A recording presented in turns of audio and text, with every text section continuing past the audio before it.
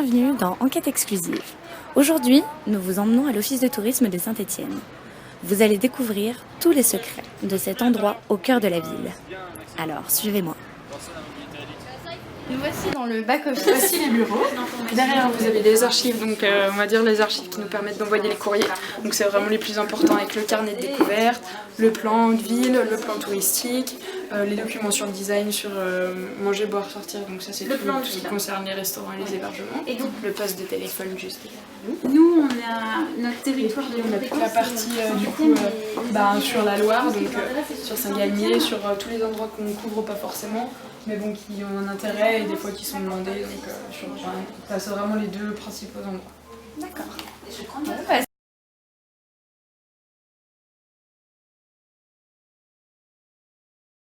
Christelle est ici pour répondre à quelques questions. Si vous pouvez nous éclairer un petit peu sur les métiers du back-office et sur l'OT en règle générale. Vous pourriez tout d'abord nous lister les différents postes de travail qui se trouvent au sein du back-office et nous présenter leur rôle. Alors il y en a plusieurs, je dirais qu'il y en a deux principaux. Donc le premier, on va dire, qui est très important, c'est la personne qui est au téléphone, donc la standardiste qui va récupérer toutes les informations.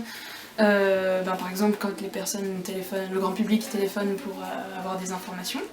C'est la personne aussi qui fait relais avec toutes les personnes qui travaillent au sein de l'office de tourisme. Donc là, en l'occurrence, ce sont les personnes qui sont au premier étage, qui renvoient par exemple les appels pour des rendez-vous, pour des discussions, pour des entretiens. Donc c'est la personne vraiment pivot.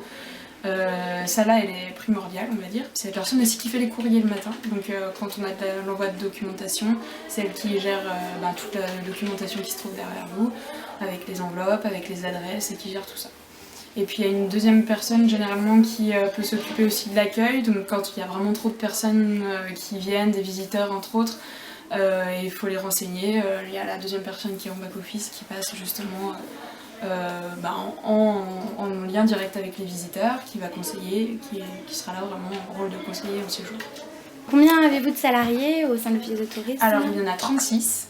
Il y a des conseillers en séjour, il y a des personnes qui sont spécialisées dans la promotion communication, il y en a d'autres qui sont plutôt dans la gestion, dans la comptabilité. Capacité d'accueil de l'OT en termes de nombre Alors il est variable, on va dire, on peut aller jusqu'à 120 personnes, mais généralement comme on dispose d'un très grand office, on en profite pour justement avoir un flux plutôt régulier, et les personnes sont vraiment très ravies d'avoir un si grand espace pour se documenter.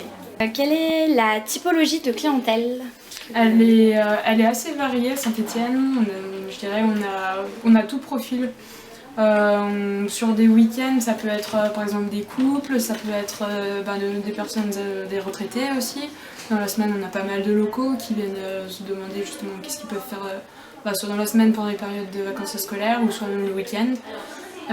Après, il y a tout âge, je dirais. Il y a des couples avec des enfants, il y a de tout. Après, ça s'échelonne sur toute l'année, donc on a un flux régulier, on va dire. Et vous avez principalement des locaux plus que des touristes ou des étrangers? Ça dépend. Par exemple, en été, on a vraiment beaucoup de personnes qui viennent de l'étranger. Pareil, des personnes, on va dire, des Français de tout bord de la France qui viennent, qui découvrent la Loire, qui sont vraiment ravis de découvrir comme quoi c'est très joli. Et qui restent, donc ça fait plaisir. Après, il y a une saison un peu plus creuse, on va dire, à fin de l'été et puis début des vacances de Noël. C'est normal, et voilà, mais après c'est régulier et puis c'est tout profil vraiment. Saisonnalité, le pic d'affluence, ce serait plutôt l'été? Voilà, fête, été, et puis après gros événements type la Biennale du Design, où là pendant un mois c'est vrai qu'il y a vraiment beaucoup de visiteurs qui passent, donc des Français, des étrangers, surtout sur ces gros événements là. Je dirais du classique Microsoft Word, Office. On a aussi des logiciels tels que Ingénie. Donc c'est des logiciels sur internet qui permettent en fait de saisir des demandes de documentation. Donc on a les adresses postales, on a toutes nos documentations qu'on envoie, et c'est ça qui nous permet en fait d'envoyer les courriers. On a également anciennement Citra, aujourd'hui qui s'appelle Apidé, qui nous permet en fait de saisir tous les événements sur Saint-Étienne. Donc dès qu'on reçoit une demande, par exemple, des images d'un événement ou même des tarifs, ce genre de choses-là, on les met sur Apidé et après ça se met directement sur notre site internet. Genre je dirais c'est les deux plus grands logiciels qu'on utilise très régulièrement. La vitrine d'un office de tourisme est en quelque sorte sa couverture. C'est la première chose que l'on voit de celui-ci. Une vitrine peut facilement inciter une personne qui se promène à entrer à l'intérieur de l'hôtel. Ici à Saint-Étienne, la vitrine est donc répartie en 3 parties. 2 avec un écran dynamique et une avec un sticker de l'ASS, le fameux club de foot de la ville. Le premier écran est la billetterie de l'hôtel. On peut donc y voir tous les concerts et les spectacles se déroulant sur toute la région. C'est une façon pour toute personne qui se promène dans la rue d'avoir accès facilement à une information sans même avoir à rentrer à l'intérieur de l'hôtel. Mais cela peut éventuellement l'inciter à venir pour prendre un billet. Le second écran se nomme les bons plans. Comme son nom l'indique, il peut donner des idées pour toute personne qui passe dans les transports ou dans la rue, les bons plans à voir dans la région, les lieux à découvrir. C'est donc une information facile d'accès pour tout le monde, sans même avoir prévu d'aller dans l'office de tourisme de la ville. Ces 2 écrans numériques sont alimentés de façon individuelle, de la même manière qu'un site internet. On utilise donc une adresse URL. On charge des informations, comme on le souhaite, au niveau de la disposition. Une fois ces informations enregistrées, elles apparaissent en ligne, comme sur un site, et on les voit donc sur les écrans choisis. On utilise la même adresse URL pour plusieurs écrans, de manière à ce que l'information soit diffusée en même temps sur chacun d'entre eux.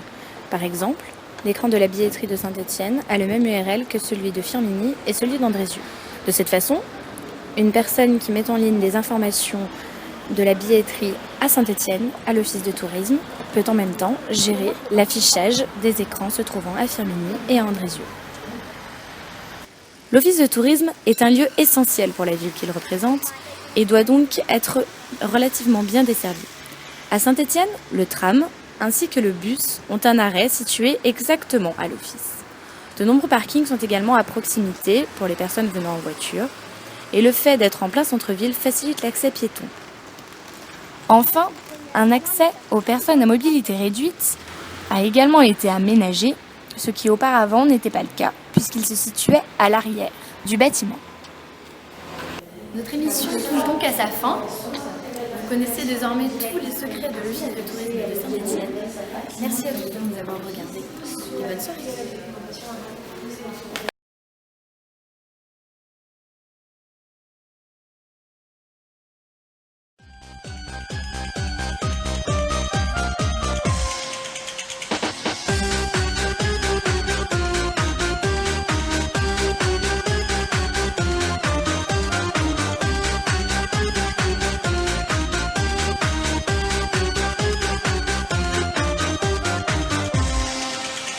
T'es cap, pas cap, de te rouler dans la boue. T'es cap, pas cap, marcher 3 kilomètres sur les genoux. T'es cap, pas cap, d'hurler comme un fou. T'es cap, pas cap, que tu l'aimes Marilou. T'es cap, pas cap, de monter sur la table. T'es cap, pas cap, pour aller des pieds oraux sous sa cape. T'es cap, d'embrasser sur la bouche. T'es cap, pas cap, de choper une mouche. Toi dis-moi si vraiment t'es cap ou t'es pas cap. Ça fait tellement longtemps que je me cache. Sans que tu m'attrapes, je suis pas une marionnette. Pour de vrai, pour de faux, j'ai pas de fini de clochette. Même si tout le monde Le nombre de salariés. Ouais, avec tout le monde. Oulala, je sais pas comment on fait Bernard de Villardière, moi. Non. T'es Non. dessus. C'est Johnny Rep.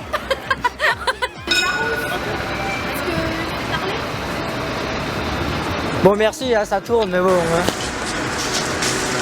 C'est horrible, ne regardez pas. C'est d'avoir ça. Si tu dois dire quand ça tourne à la base, hein. Bah, quand j'avance, tu parles. Au début, tu dis rien, et quand j'avance, Mais je tu sais pas, parles. fais-moi ci, fais-moi ça. Mais il faut que tu recules par contre. Oui, je vais reculer. Bon bah attends. Merci beaucoup.